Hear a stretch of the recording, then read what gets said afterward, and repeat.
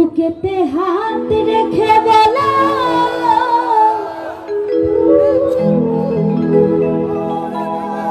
বলে না আমায় কি মনে পড়ে না।